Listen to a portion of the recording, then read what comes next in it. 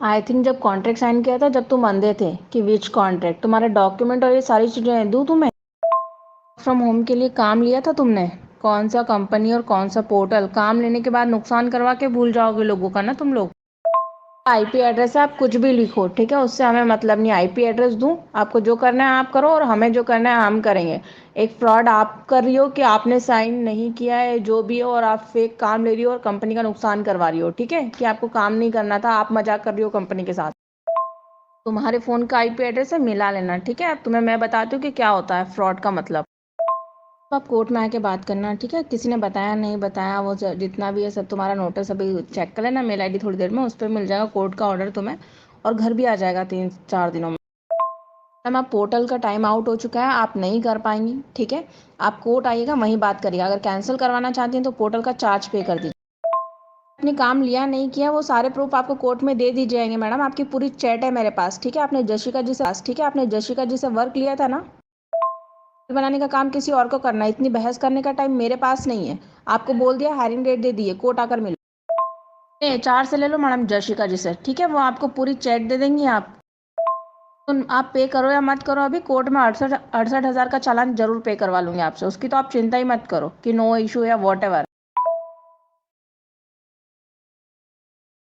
नमस्ते दोस्तों, मेरा नाम जया राठिया और मैं आपके साथ एक एक्सपीरियंस शेयर करना चाहती हूँ जो मेरे साथ हालांकि अभी जस्ट थोड़े दिन पहले मेरे साथ एक साइबर फ्रॉड हुआ है, उसके बारे में मैं आपको बताना चाहूँगी। तो ये हुआ ऐसे कि जब मैं मतलब नॉर्मल अपना जॉब सर्च करी थी online, work from home typing और डाटा एंट्री की, तो फिर मैंने सर्च करा और 2-3 जगह मतलब खोला, बट कोई रियल नहीं था। तो मैंने फिर मतलब घर पे कर दिया, मैंने कहा चल छोड़ो कुछ नहीं है। मैंने नॉर्मल अपना डेली रूटीन चल गया मेरा। तो इसी टाइम किसी का मैसेज आता है अननोन नंबर से मेरे पास कि आप ऑनलाइन जॉब सर्च कर रहे हो, work from home data entry वगैरह की। तो मैंने कहा कि हाँ मैं कर रही हूँ। तो उन्होंने कहा कि अच्छा आप अगर इंटरेस्टेड हो तो हम आपको, उन्होंने बताया कि आपको एक फॉर्म फिल करने के अराउंड 40 रुपीज़ मिलेंगे। तो मैंने कहा कि अच्छा आगे क्या क्या करना होगा। तो उन्होंने कहा कि आगे का हम आपको ना मतलब तब बता देंगे जब आपका रजिस्ट्रेशन हो जाएगा। अगर आप रजिस्ट्रेशन करवाना चाहते हो तो आप मेरे को अपनी डिटेल्स मतलब अपना CV और बस एक ID प्रूफ कुछ भी भेज दो। तो मैंने कहा अच्छा ठीक है। मैंने तो पहले उनसे पूछा, मैंने पहले CV भेजा, तो फिर वो बार बार मेरे को मैसेज करके अरे आप अपना पर्सनल कुछ ID प्रूफ तो भेजो। तो मैंने कहा कि आप कुछ पे वगैरह तो नहीं लोगे। तो मैंने कहा कि वो कहते कि नहीं नहीं हम कुछ कि मतलब वो पहले ना भी नहीं कर रहे, मना भी नहीं कर रहे, हाँ भी नहीं कर रहे। वो कह रहे कि आपको जो एग्रीमेंट मिलेगा ना आप उसमें देख लेना। मैंने कहा कौन सा एग्रीमेंट? कह रहे वो जो आपका रजिस्ट्रेशन हो जाएगा उसके बाद आपको एग्रीमेंट मिल जाएगा, सारी चीज़ें आपको उसमें पता लग जाएगी, सब आपके डाउट्स क्लियर हो जाएंगे। कहते लेकिन आप पहले रजिस्ट्रेशन करवा लो फिर आपको काम हम सारा अच्छे से एक्सप्लेन कर देंगे।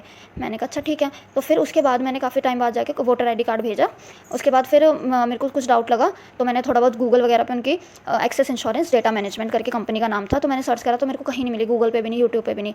तो उसके बाद फिर मेरे को लगा कि नहीं ये ठीक नहीं है। बट मैं उनको बोलती रही कि रजिस्ट्रेशन ही हो गया, अभी तक रजिस्ट्रेशन नहीं हुआ। तो 3 घंटे अराउंड, हाँ 3 घंटे बाद उनका मैसेज आता है कि 3 घंटे तक तो वो ऐसे कि अरे मैम कर रहे हैं, वेट करो वेट करो। 3 घंटे बाद वो मैसेज करते हैं कि हाँ रजिस्ट्रेशन हो गया। तो मैंने रजिस्ट्रेशन देखा, तो मैंने देखा कि अच्छा लॉगिन वगैरह मैंने किया अपना।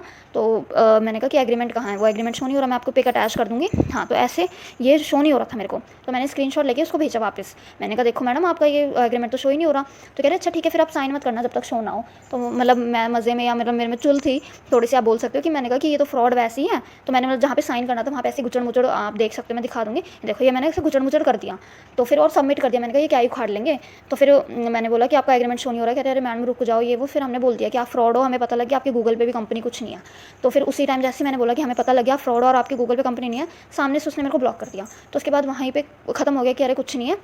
मेरे को भी लगा कि बेकार है, ये तो बेकार थे, फ्रॉड थे, ऐसे थे।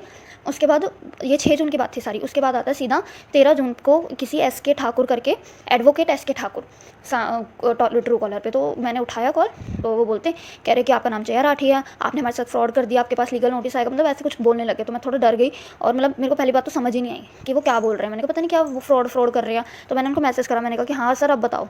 तो उसी टाइम इतने बोला कि हाँ आप जो बोल रहे थे आप बताओ। उसी टाइम व्हाट्सएप पे दूसरे नंबर से, अननोन नंबर से मेरे पास मैसेज आता है कि आपको हाई कोर्ट में बुला लिया गया है, जयपुर के डिस्ट्रिक्ट कोर्ट में आपका केस फाइल हो गया। केस फाइल का नंबर भेज दिया उन्होंने और बोलते कि अब आप फंस चुके, आपने हमारे साथ फ्रॉड किया है।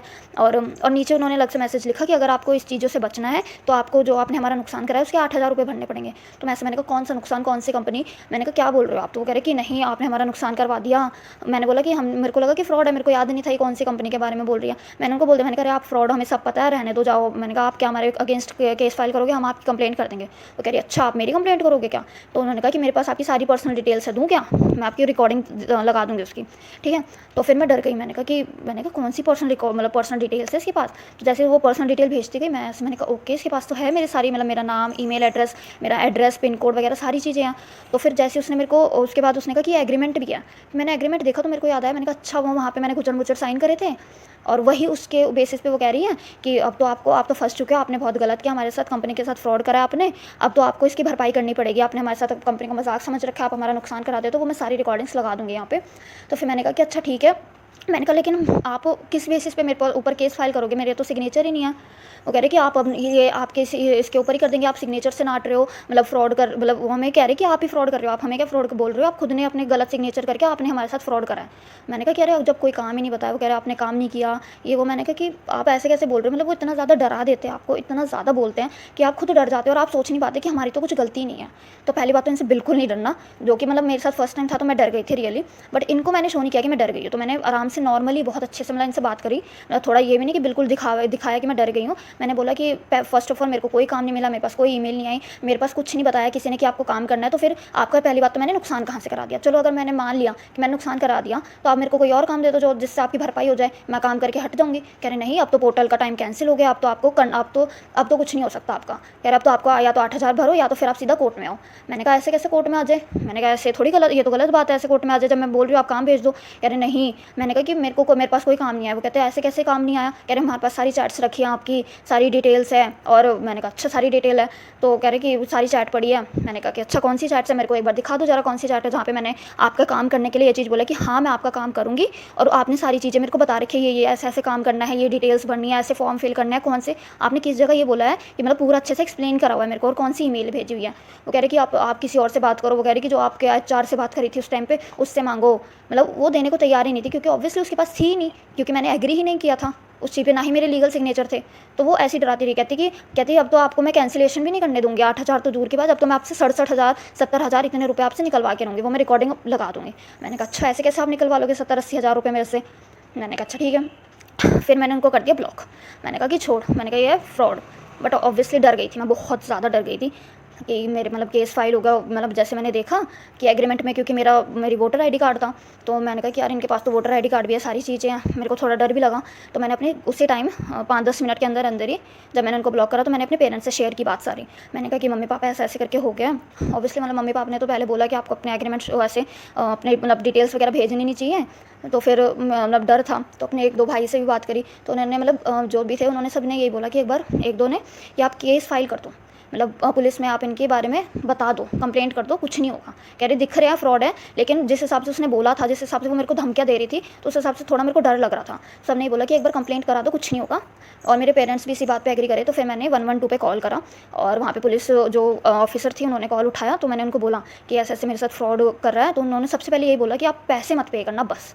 उन्होंने बोला पैसे तो नहीं पे करे। मैंने कहा कि नहीं पैसे नहीं भरे मैंने। उन्होंने कहा ठीक है आप पैसे मत भरना और कोई दिक्कत नहीं है, इनसे डरने की कोई ज़रूरत नहीं है, ये फ्रॉड होते हैं सारे, कोई कोर्ट वगैरह कहीं नहीं बुलाते, इनको सिर्फ पैसे ऐंठने होते हैं, कुछ नहीं होता इनका। तो मैंने कहा अच्छा ठीक है। तो मेरे को थोड़ा रिलीफ हुआ कि चलो ठीक है पुलिस की हेल्प मिल गई। उसके बाद पुलिस ने मतलब काफ़ी जगह पुलिस में मेरा उनसे रिलेटेड मतलब काफ़ी पुलिस में मेरा नंबर चला गया था कि मतलब वो कंफर्मेशन के लिए कि आपने कंप्लेंट लिखाई थी, आप बताओ क्या किस बारे में। तो 2-3 लोगों को मैंने फिर से 2-3 पुलिस ऑफिसर्स को मैंने फिर से वही बताया कि ऐसे ऐसे हुआ। तो सबने यही बोला कि आप बस पैसे पे मत करना और बस आप मतलब पैसे पे मत करना और बिल्कुल नहीं डरना इनसे। तो मैंने कहा अच्छा ठीक है। तो फिर उसके बाद अब तक उनका कुछ मैसेज नहीं आया, उनके खिलाफ मतलब कंप्लेंट लिखा दी थी मैंने। तो ये बहुत एक रिलीफ की बात है। तो मैं भी आपको ये बोलूँगी कि सबसे पहले इनसे डरो मत, सेकंड अपने पेरेंट्स से ज़रूर शेयर करो और थर्ड अपने जो पुलिस स्टेशन है और जो पुलिस है उनसे हेल्प ज़रूर लो, क्योंकि अगर आप उनसे हेल्प लेते हो तो आपको बहुत एक मतलब रे ऑफ होप दिख जाती है, जहाँ पे आपको लगता है कि आप तो बिल्कुल भाई फंस गए हो और दलदल में फंस गए हो। ऐसा कुछ नहीं होता, ये कुछ नहीं कर सकते, क्योंकि अगर ये बोलते हैं कि हम आपको केस कर देंगे या ये कर देंगे, तो भाई वो कोर्ट वगैरह या जज वगैरह ये इसी काम के लिए थोड़ी रह गए हैं। वो ऐसे लोगों को पहले बात तो ऐसे लोग कर ही नहीं सकते, क्योंकि उनको अपनी पर्सनल डिटेल्स वगैरह सारी चीज़ें देनी पड़ेगी FIR वगैरह करने के लिए। तो अगर ये अपनी डिटेल ही दे देंगे, अपना पर्सनल एड्रेस दे देंगे, तो सारे फंस जाएंगे। तो ये ऐसा कुछ नहीं कर सकते, सिर्फ इनका मकसद होता है कि ये डरा दे और लोगों से पैसे ऐंठ ले। तो आप प्लीज़ इनको बिल्कुल पैसे पे मत करना, पेरेंट्स से शेयर करना और डरने की बिल्कुल ज़रूरत नहीं है। और पुलिस में अपने कंप्लेंट लिखा दोगे तो कुछ नहीं होगा, सब ठीक होगा। और मेरे पास भी उसके पास से कोई कॉल नहीं आया, कोई मैसेज नहीं आया, कोई ईमेल नहीं आई और अब ठीक हूँ मैं। और मतलब जो मैं डर रही थी उस दिन, तो मतलब हो गया था, सब सॉर्ट हो गया था। तो आप भी मत डरना, मैं यही बोलूँगी कि और अगर गलती से आप साइन वगैरह कर दो एग्रीमेंट के लिए कि भाई आप सोचो कि भाई मैंने तो एग्रीमेंट साइन कर दिया था और मैंने तो अपनी फ़ोटो लगा दी थी, मैंने तो अपना आधार कार्ड या ऐसे डिटेल्स भेज दी थी, तो अब मैं क्या करूँ? कोई डरने वाली बात नहीं है, फिर भी कुछ नहीं उखाड़ पाएंगे, ना ही कुछ मिसयूज़ कर पाएंगे ये। तो आपको डरने की बात है ही नहीं। सबसे पहले तो इनके चक्करों में मत पड़ो, अगर पड़ गए हो तो पैसे तो बिल्कुल पे मत करो, चाहे आपने एग्रीमेंट भी कर दिया, आपने इनका काम भी कर दिया, क्योंकि इनका मेन मकसद है, इनका काम नहीं है मेन मकसद, इनका मेन मकसद है पैसे निकलवाना। तो आप वो मत करो और इनसे मतलब इतने मतलब अच्छे से बात करो ना कि ये खुद ही डर जाए, इनको पता लगे कि भाई लोगों में अब अवेयरनेस फैल रही है।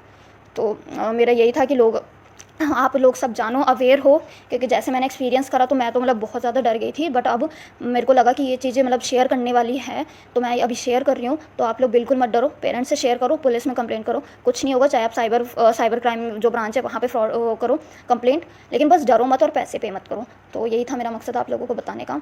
तो धन्यवाद, थैंक यू मेरी बातें मतलब सारी चीज़ें सुनने के लिए, और अवेयर रहे। जय हिंद, जय भारत।